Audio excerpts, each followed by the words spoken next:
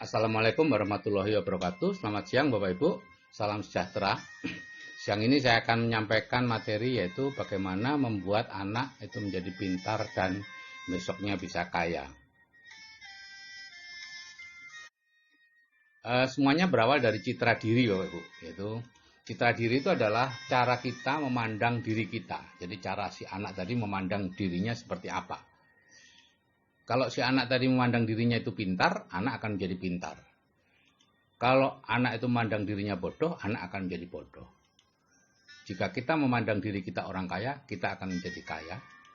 Jika kita memandang diri kita orang miskin, kita akan menjadi miskin. Ya. Orang yang memandang dirinya miskin itu biasanya ya sering sambat, sering ini mahal, itu mahal, dan sebagainya. Nah, terbentuknya citra diri itu seperti ini Bapak Ibu. Pada saat usia 0 sampai 7 tahun, ya, itu semua masuk yang dari panca indera itu diserap dan menjadi dasar pola pikir atau citra diri kita. Ya. Kemudian umur 7 tahun itu mulai ada filter. Ya. Yang menjadi filter adalah bahan-bahan yang masuk sebelumnya. Artinya segala sesuatu yang cocok dengan filter itu dimasukkan, yang tidak cocok akan dibuang. Ya. Nah, usia 13 tahun filternya sudah jadi dan sempurna pada usia 18 tahun. Sehingga sejak usia 18 tahun sebetulnya nasib anak itu sudah terbentuk berdasarkan citra dirinya. Ya. Jadi data di filter itu di-download saat kita tidur. Ya. Hanya sedikit yang bisa masuk karena yang lain yang tidak cocok dengan bawah sadar kita akan dilikuidasi. Dan karena 90% pikiran kita adalah pikiran bawah sadar, maka sebetulnya itulah yang menguasai diri kita. Atau kalau dalam bahasa sehari-hari yang 10% itu keinginan, yang sedangkan yang 90% itu kebutuhan. Ya, jadi bukan keinginan kita yang dikabulkan, tapi kebutuhan kita.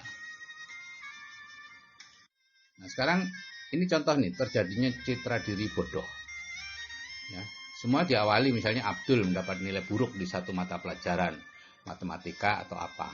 Nah, itu satu kaki. Ya. Dia melihat, oh nilai saya buruk, berarti saya bodoh. Bawah sadarnya seperti itu. Tapi baru satu kaki, belum seimbang, gitu ya. Tapi kemudian ini gurunya belum belajar tentang cara berpikir, kemudian mengatakan, ya biasa kan, Abdul, ayo belajar lebih keras ya, supaya nanti bisa dapat nilai baik. Tujuannya bagus merangsang Abdul, tapi secara ternyata itu kontraproduktif, karena bawah sadar si Abdul akan mengatakan, oh berarti saya bodoh ya, sehingga perlu belajar lebih keras. Nyatanya hanya saya yang diingatkan oleh bu guru, yang lain-lain tidak, gitu ya. Dua kaki terjadi, ya. Dua kaki citra diri bodoh mulai jadi. Kemudian sampai rumah, ibunya mengatakan, ibu dulu dapat 9, kok kamu sekarang dapat 5? Nah, ini sudah 3 kaki sudah selesai sudah, ya. Citra dirinya akan mengatakan saya lebih bodoh dari ibu. Apalagi kalau ibunya membandingkan dengan kakaknya, kakakmu dapat 9, kamu kok dapat sekian gitu. Maka citra diri bodoh sudah terbentuk sempurna dan anak akan menjadi bodoh. Gitu ya.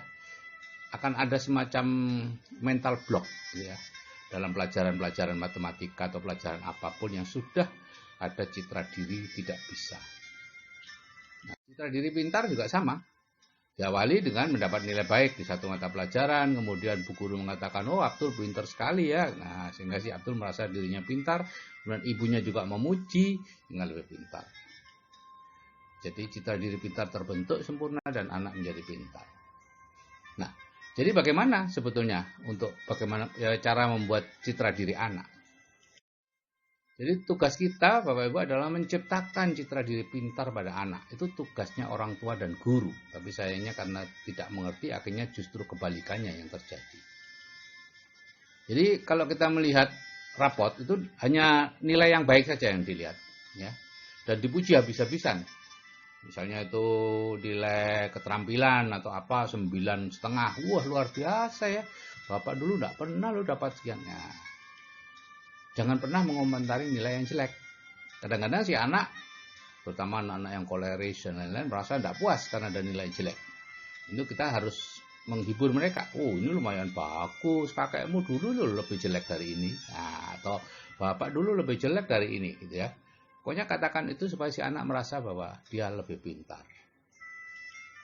Kalau ulangannya jelek ya cari alasan yang bisa menjelaskan mengapa itu terjadi. Oh enggak apa-apa, itu dulu kamu ingat ibu itu kamu sakit waktu itu. Nah, atau malamnya kamu capek banyak tamu. Nah, atau apapun lah. Pokoknya bukan karena faktor si anak itu sendiri tapi faktor luar yang menyebabkan nilainya jelek. Kalau hasil ulangannya bagus sebaliknya, wah puji habis-habisan, kalau perlu dipigura itu. Ya, cantolkan di tempat belajarnya dia supaya jadi kebanggaan. Jika tidak pernah mendapat nilai baik di sekolah misalnya, ya buat ulangan sendiri di rumah. Anak, ayah, ibu, kakak yang mau diajak kerjasama, kemudian bagaimana caranya dibuat supaya nilai yang terbaik ada pada si anak itu. Dengan begitu dia akan merasa terus sebagai orang yang pintar dan lama-lama akan jadi pintar. Bapak Ibu, banyak orang tua yang mengambil jalan pintas supaya anaknya pintar dileskan. Itu kontraproduktif Bapak Ibu. Karena begitu Bapak Ibu mengatakan si anak perlu les, berarti Bapak Ibu sedang mengatakan si anak itu bodoh. Ya, jadi jangan memberi les privat ke anak ya, kecuali materi di luar pelajaran. Misalnya les balet, les bahasa Inggris atau les main piano atau apa gitu ya. Karena kalau kita memberi les si anak di mata pelajaran yang biasa ya, kita seperti menganggap si anak itu bodoh. Nah kalau anak yang minta dileskan, itu jangan langsung dituruti ya. Kita yakinkan dulu bahwa dia itu pintar sebetulnya.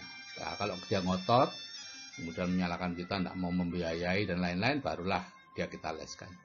Jadi ngeleskan anak jangan berasal dari orang tua, tersirat ataupun tersurat. Nah ini tahapan dalam hidup Bapak Ibu, yaitu pendidikan, pekerjaan, dan hasil. Ya. Setelah kita sekolah, kemudian kita bekerja, dan dari situ harusnya mendapat hasil. Penghasilan ya mungkin 100 juta, tabungan 2 miliar, rumah 2 hektar, mobil 3, umroh tiap tahun, bangun masjid, anak asuh, dan lain-lain. Itu hasil. Yang jadi masalah adalah ada garis di situ ya, yang tidak bisa kita tembus. Karena apa? Karena kita sejak kecil tidak pernah dibiasakan melihat hasil. Ya, kita hanya berhenti di pekerjaan. Ya. Ini akibatnya apa? Ya ini, pekerja dan pendidikan itu bolak-balik di situ aja. Sekolah, kemudian jadi guru, kurang pendidikannya, sekolah lagi, kemudian jadi ini, pendidikan lagi, S2, kemudian S3, S4, S-Teller, dan seterusnya. Proses saja Bapak Ibu yang dilakukan. Hasil tidak diperhatikan. Sekarang mulailah menjadikan hasil itu sebagai tujuan hidup bagi si anak. Gitu ya. Selama ini kalau anak-anak ditanya, kalau besar jadi apa? Jawaban yang diharapkan adalah nama-nama pekerjaan. Jadi dokter, jadi insinyur, jadi polisi, jadi tentara, jadi hakim. Kalau ada yang jawab, saya ingin jadi orang kaya supaya bisa membantu banyak orang gitu misalnya ya. Dulu anak saya seperti itu waktu TK. Digiring oleh gurunya. Iya, oh bagus jadi orang kaya. Tapi untuk bisa kaya jadi apa? Oh enggak penting Bu Guru, katanya Bapak. Katanya anak saya gitu. Nah misalnya Caca ingin kaya, apa mau jadi dokter seperti bapaknya? Gitu ya. Anak saya jawab, bapak aja berhenti gitu ya. Itu Bapak Ibu ya. Dan karena kita sejak kecil didoktrin untuk menjadi pekerja mencari uang gitu ya, maka ya akibatnya kita harus terus-menerus bekerja Bapak Ibu. Di mana kita fokus, disitulah yang akan kita dapatkan ya. Pensiun dari guru negeri ya mengajar di swasta atau memberi les privat. Pensiun sebagai tentara jadi satpam, terlalu tua ya kemudian jadi pulang ke kampung gitu ya. Pensiun dari pejabat menjadi konsultan, mengajar di universitas swasta dan lain-lain. Terus menerus seperti itu. Kalau ditanya kenapa kok bekerja lagi, dijawab dengan alasan macam-macam gitu ya. Satu alasan yang sebenarnya tidak pernah dikemukakan, yaitu membutuhkan penghasilan tambahan. Padahal itu yang alasan sebenarnya, tapi kita selalu beralasan supaya otaknya masih terpakai, supaya ilmunya masih dipakai, supaya masih bermanfaat untuk orang lain dan sebagainya. Saya mengenal banyak sekali dokter, pengacara, notaris atau apa, direktur, mantan direktur yang berhenti dari pekerjaannya, pensiun dini karena sudah mendapatkan penghasilan yang cukup besar. Jadi Bapak Ibu, kalau Bapak Ibu sudah mendapatkan penghasilan yang cukup besar, maka Bapak Ibu tidak punya alasan lagi untuk tetap bekerja. Nah, kita perlu merubah ini sejak anak-anak untuk tidak menjadikan bekerja mencari uang sebagai tujuan hidup, melainkan kemakmuran atau kekayaan sebagai tujuan. Untuk itu yang pertama diawali adalah menghilangkan dulu orang tuanya fobia kaya, ya, dengan mendengarkan audio terapi bawah sadar itu, fobia kaya ini akan hilang. Banyak orang yang fobia kaya itu takut jadi kaya, menyebut kaya aja takut, ya, tidak berani karena dianggapnya itu keserakahan atau apa gitu ya. Nah, sejak kecil anak-anak itu dikudang untuk besok menjadi orang kaya yang banyak membantu orang. Oh, sapimu berapa ya le besok ya?